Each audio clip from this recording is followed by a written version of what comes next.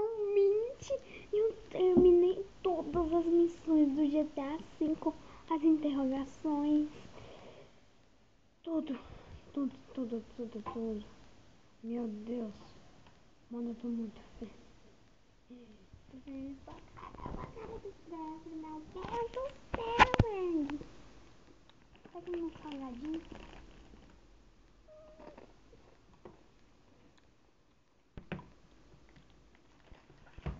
Recomendo você jantar.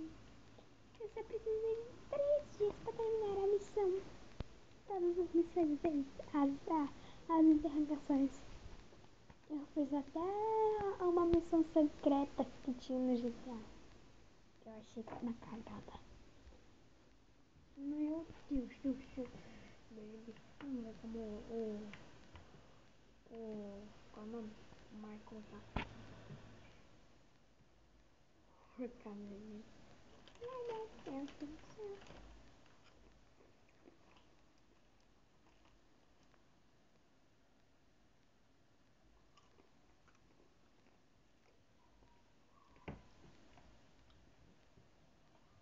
Peraí, galera. Eu vou pegar uma arma bem deliciosa aqui por mais.